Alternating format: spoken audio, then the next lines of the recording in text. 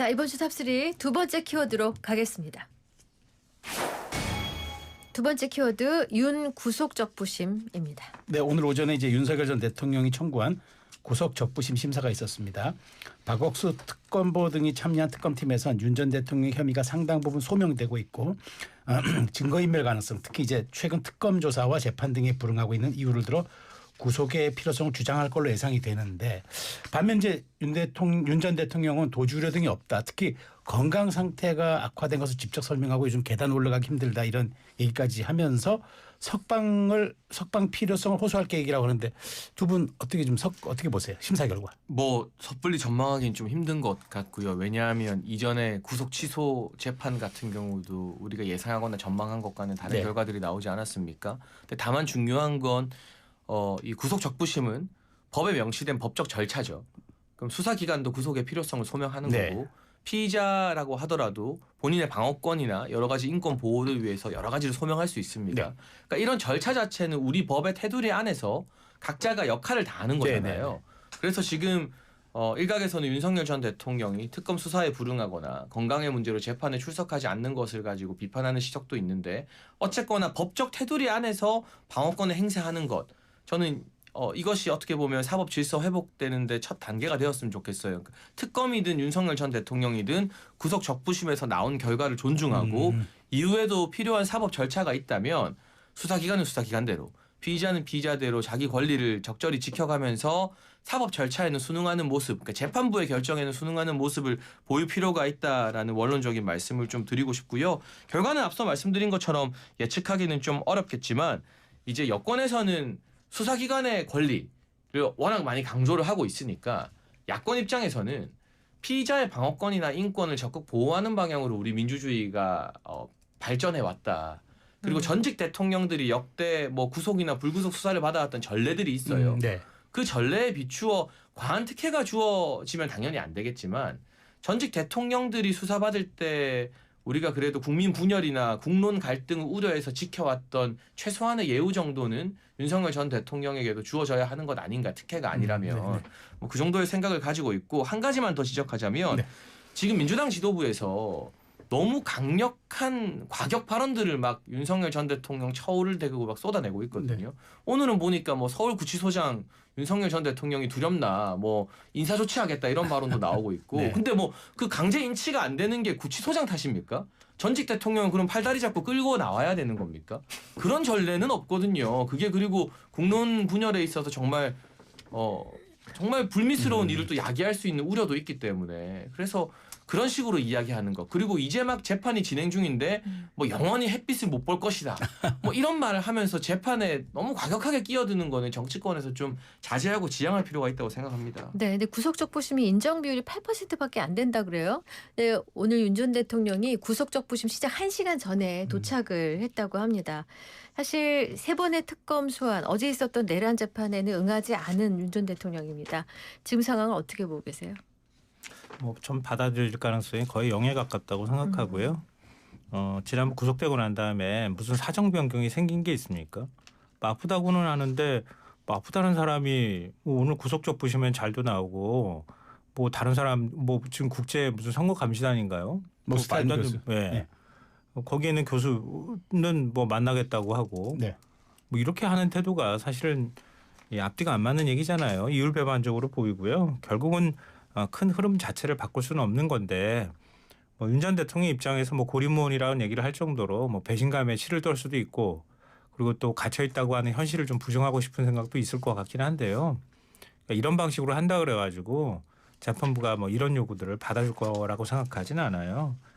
그리고 이거 뭐 하나하나씩 얘기하자면 한도 끝도 없겠지만, 그러니까 피의자 인권 얘기하면서 나 조사하려면은 구치소로 와서 조사해. 그리고 재판 내가 필요하면 안 나가도 돼. 뭐 체포? 이거 다 위법해. 안 지켜. 대한민국에 이런 피해자가 있나요? 그러니까 이런 피의자는 윤석열 단 한 사람밖에 저는 없다고 생각해요. 그 피의자 인권을 보편적인 거라고 자꾸 설명하면 안 된다고 보고요. 네.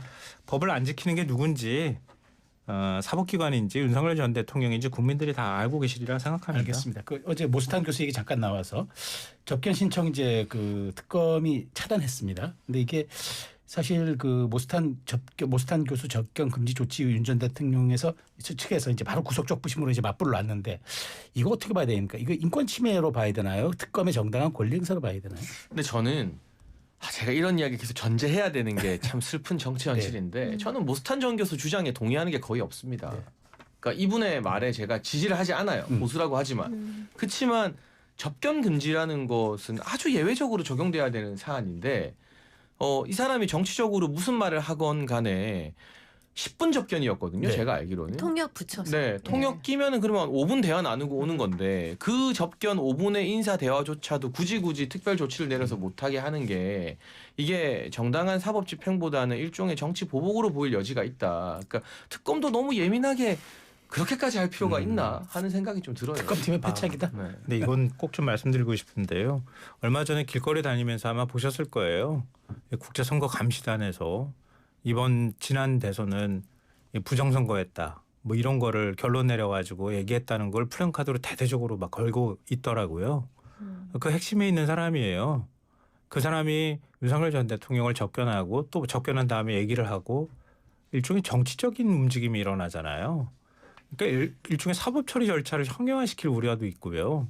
지난번 구속영장 심사 때도 특검이 이런 우려를 얘기했다고 해요. 증거인멸이라고 하는 게 뭔가 객관적인 증거를 가가지고 물적 증거를 확 없애고 이런 차원의 문제들도 있지만 계속 이런 식으로 내랑 우두머리를 풀어줬을 때 이 사람이 정치적 선동을 해서 사법 처리 절차를 막는다거나 아니면은 다른 지지자들을 규합해서 다른 어떤 행위를 한다거나 이런 우려가 있다고 얘기를 하는 거예요. 네. 그럴 우려가 있기 때문에 접견 금지한 거고요. 이런 식의 큰 사건에서 접견 금지하는 사례는 많습니다. 윤 전 대통령만 그렇게 한 건 아니에요. 알겠습니다. 자, 이제 세 번째 키워드로 가겠습니다. 세 번째 키워드 낙마 결심입니다. 오늘은 이제 마지막 인사청문회가 열리고 있습니다. 윤호중 행안부 장관, 정경 보건복지부 장관 후보자 등에 대한 이제 인사청문회 진행 중인데 사실 뭐 이번 주에 그 슈퍼위크라고 하지만 제일 관심을 끈 건 역시 강선우 여가부 장관, 이진수 교육부 장관 후보자에 대한 논란이었습니다. 야권과 일부 시민사회에서는 사퇴 요구가 잇따르고 있고 초반에는 적극 방어 태세를 보였던 민주당 내에서 또 여론을 지켜보고 있다면 이제 기류가 약간 바뀌었다는 이제 그런 느낌도 주고 있습니다. 이 부분 장치호 어떻게 보세요? 그러니까 뭐 강선우, 이진수 두 후보자의 문제점에 대해서는 워낙 청취자분들이 많이 들으셨을 네, 테니까요. 저는 제가 직전 여당 초창기 지도부였잖아요. 그런데 제가 그 당시에 김호영 복지부 장관 후보자 방송에서 공개적으로 반대하고 막 그랬거든요. 그랬다가 또 욕도 많이 먹고 했었지만. 정호영. 정호영. 네, 네. 네. 그런데 이 정권을 잡고 권력을 운영하는 분들은 한두 명 낙마시키면 국정 동력 상실된다라는 걱정을 하는 것 같아요. 네. 여야 마찬가지, 보수 진보 마찬가지. 근데 국정 동력이라는 건 누구 낙마시켜서 상실되는 게 아니라 국민이 낙마시키라고 하는데 억지로 밀어붙이다가 상실되는 게 국정 동력이에요. 그리고 그때도 결국 정호영 후보자가 낙마는 됐어요. 근데 시간을 되게 오래 끌었어요. 그렇죠. 그러면서 안 먹어도 될 욕을 많이 먹었거든요. 그러니까 사실 강선우 후보자나 이진수 후보자가 이재명 정부의 성공을 진짜 바란다면 본인들이 이 정도 왔으면 자진 사퇴하고 대통령 부담을 좀 덜어줘야 되는 겁니다. 그러면 또 역으로 다음번에 다른 기회들이 주어져요. 여당 뭐 5년이라는 임기가 지금 또 남아있는 정권 초이기 때문에. 그런데 대통령실도 여러 고민을 하고 있는 것 같은데 그냥 이거는 제가 사심 다 내려놓고 한때 정권의 같이 운영을 상담했던 최고위원 출신으로서 말씀드리면 낙마시켜서 동력이 상실되는 게 아니라 억지로 버티다가 상실됩니다. 네. 알겠습니다. 네. 근데 대통령실 내에서도 뭐 얘기가 좀 다른가 봐요. 어떤 보도에서는 자진 사퇴로 가닥 잡혔다 그러고 또 이규원 홍보소통수석은 입장 변화 없다 이렇게 정정했거든요. 왜 이렇게 갈라져요? 그게요. 뭐 또 오늘 아침에는 원 플러스 알파니 뭐 이런 소리도 나오고요. 쇼핑합니까? 원 플러스. 뭐 한 명은 사퇴하고 한 명은 뭐 강행한다 뭐 이런 얘기도 나오고 별의별 얘기가 다 나오는데요. 그러니까 전 장 전 최고께서 얘기한 게 맞다고 봐요. 저런 얘기들을 유념해서 들어야 된다고 생각하고요. 저는 뭐 고민이 되는 부분이 있다는 거는 이해하겠어요. 왜냐하면은 강선우 후보자의 경우에는 현직 국회의원 신분이잖아요. 네. 현역 불패 깨는 건 깨는 거지만 이후에 정치적 미래까지도 관련이 돼 있단 말이에요. 그러니까 장관직도 수행할 수 없는 상태인데 국회의원직은 그걸 어떻게 수행하냐 이런 얘기를 들을 수 있단 말이에요. 네. 상당히 좀 부담스럽죠. 자진 사퇴를 하든 임명 처리를 하든 간에. 그리고 이진숙 후보자의 경우에는 그러니까 공교롭게 두 명 다 지금 여성 장관 후보자잖아요. 그러니까요. 예. 그것도 좀 부담스럽기도 하고요. 제가 볼 때 교육부 장관 하겠다는 사람이 별로 없을 것 같기도 해요. 사실은. 왜냐하면 교육부 장관만큼 욕 많이 먹는 장관이 별로 없거든요. 근데 뭔가 그 개혁을 한다고 하면은 교육 개혁을 얘기를 안 할 수가 없을 텐데 그런 면에서 다 좀 고민스러운 지점이 있을 것 같은데요. 저는 이번 주말을 넘기지 말아야 된다. 이게 네. 골든 타임이라고 보고요. 저도 나름대로 이런저런 얘기를 듣지만 두 사람은 사퇴하는 게 맞다. 그리고 사퇴를 안 한다고 하면 임명 철회라도 해야 된다. 이렇게 생각하고요. 네. 특히 이진숙 후보자의 경우에는 뭐 여러 뭐 자녀 문제도 있고 뭐 얘기가 많이 나왔잖아요. 논문 네. 문제도 있고 예. 제가 그래서 청문회를 지켜봤는데요. 교육 현안에 대해서 답변을 못해요. 그래서 너무 안타까웠어요. 그러니까 이재명 대통령이 지방 분권도 관심을 갖고 있고 지방 거점 국립대학을 키우겠다고 하는 의지도 갖고 있고 거기에 걸맞은 후보자를 찾기 위해서 충남대 총장을 불러 올렸는데 그걸 감당하지 못하는 사람이었다는 게 너무 좀 그래요. 네. 그래서 자신 없으면 스스로 그만두시라 이런 말씀을 하고 싶어요. 그래서 두 분께 여쭙니다. 그러니까 두 분의 희망사항 말고 분석 말고 만일 내가 이 대통령이라면 어떤 결정을 내릴 것 같냐. 딱 그거 먼저 여쭤볼게요. 아니 이런 거 김병기 원내대표한테 전화 한 통 해서 네. 네. 알아서 잘 정리해 주십시오 한마디 하면 그렇게 김병기 원내대표가 당내 분위기 바꾸고 네. 그 기자들 질문의 톤만 바꿔도 네. 뭔가 길이 변했다 기자들이 기사 쓰고 그러면 후보자들이 부담 느껴서 나 아닌가 보다 그럼 그때 그런 방식으로 누가 또 슥 찾아가면 돼요 사무실에 네. 걱정하지 마한 6개월 있다가 더 좋은 자리 갈 수도 있고 뭐 이거 못한다고 국회의원 못하는 것도 아니고 실제로 국민의힘의 김태호 의원도 MB정부 때 총리 후보자로 낙마했잖아요. 네. 맞아요. 근데 또 그 다음에 지사 선거도 나오고 국회의원 되고 중진으로 활약 잘하고 네, 있거든요. 네. 뭐 저는 그럴 수 있다는 말이 아니라 네. 그렇게 달랠 수 있는 카드는 많아요. 근데 이거를 그냥 뭐 당이 결사옹리하고 지금 아마 민주당도 좀 헷갈릴 거예요. 이재명 대통령 의중이 뭘까? 킵 고잉일까 아니면 아웃일까? 근데 이거는 결국에는 아주 상층부에서 내밀하게 빨리 입장을 정리해야지 이도 저도 아닌 채로 시간이 끌면 지금 전반적으로 허니문이고 이재명 정부 분위기가 좋으니까 넘어갈 수 있을지 몰라도 이런 게 하나둘 쌓이면 나중에 안 좋을 때 다 끄집어내지는 네. 거거든요.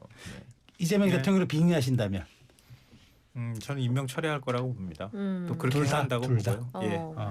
자진 사퇴가 그게 이재명답다. 라는 생각 들고요. 그래야 국민들이 오히려 이런 잡음 나오는 거 대통령이 다 어떻게 스크린하기 어렵거든요. 네. 나왔을 때 대통령이 책임지는 모습 보이는 게 그게 오히려 보기 좋아 보인다. 기자회견할 때 이재명 대통령 모습을 여러분들이 평가할 때요. 저한테 제가 좀 불안하다고 느끼는 평가가 뭐였냐면 너무 자신감이 넘친다 이거였어요. 이거는 곧 오만해질 수 있다는 뜻이기도 하거든요. 그러니까 대통령이 귀를 열고 듣고 있다. 이런 모습을 보인다면 오히려 국민들이 뭐 박수까지는 안 치더라도 참 다행이다 잘했다 이런 평가 내려주리라고 생각합니다. 그러면 자진 사퇴 쪽으로 가닥을 주말쯤 잡을 그렇게 것이다. 넘기지 않을 거라고 봅니다. 알겠습니다. 대통령한테 부담을 안 주려면 자진 사퇴. 근데 우상호 수석의 말에 힌트가 있어요. 주말 안에 결정 난다고 했잖아요. 네. 그냥 이거 안고 갈 거면 저런 말 안 합니다. 정무 수석이. 알겠습니다. 역시 그렇군요. 여권의 한때 실세였던 그러니까 장혜찬 뭐가 달라요. 최고의 분석입니다. 네. 자, 여기까지 듣겠습니다. 이번 주 탑3 지금까지 김성완 시사평론가 장예찬 전 국민의힘 청년 최고위원과 함께했습니다. 고맙습니다. 잘 들었습니다. 감사합니다.